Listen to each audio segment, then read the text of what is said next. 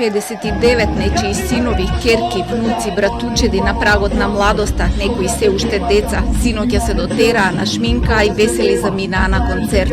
До 3 часот утрово пееја и играа на песните од ДНК, се сликаа за Инстаграм и ми испраќаа видеа на блиските, несвесни дека тој дигитален запис ќе биде и последниот спомен од нив, над кој тие доживотно ќе плачат.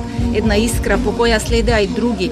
За само неколку минути ги прекинаа плановите за матурски прослави, положени испити, љубов, патувања, живот. По панично стампедо беа изгазени нивните надежи, успеси, шанси, можности. Немаа никаква шанса против немарноста, алчноста, корумпираноста, единствениот тесен излез, прозорецот со решетки, ефтините изолацијски материјали. 59 семејства вечерва плачат. На 145 други душава им трепери пред болниците низ Скопје, Штип и Кочани. Само мал дел успеа да си ги прегрнат и земат своите повредени чеда на лекување дома.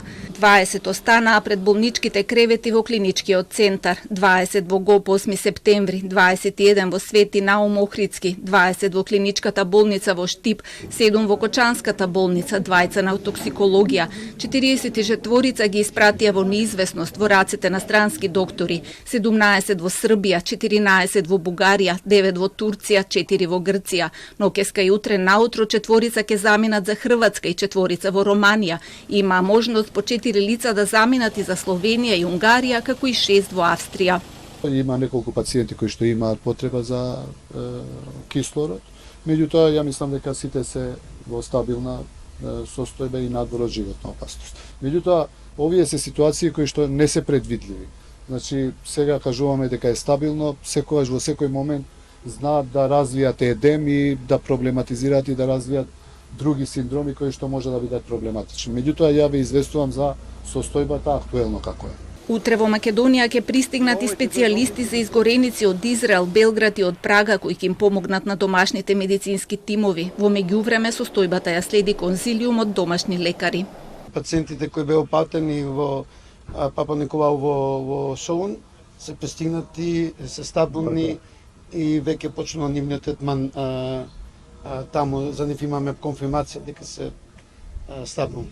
Како ќе добиваме потврди од другите болници, ќе бидеме во комуникација. Бројот на пациенти што го испраќаме надвор не вклучува само критични пациенти, вклучува и други пациенти, за да сепак обезбедиме капацитет во клиничкиот центар за повлекување на пациентите од Стара Градска од 8 септември.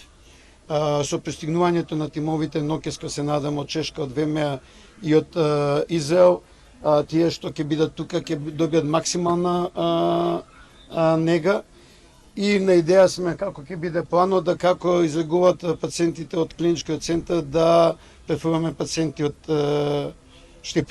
Меѓу загинатите се и 7 од тимот на ДНК, покрај главниот вокал Андреј Ѓоргиевски, меѓу загинатите се и Филип Стевковски, Андреј Коларов, Ѓорги Горгиев, Сара Пројковска, Игор Велков и Мартин Антанасовски Буцо, додека Владимир Блажевски Панчо е хоспитализиран со изгореници, но е надвор од животна опасност. Ана Костадиновска, придружен вокал, се лекува дома. Дел загина, обидувајќи се да ги спасат оние со кои цела вечер заедно го славеа животот.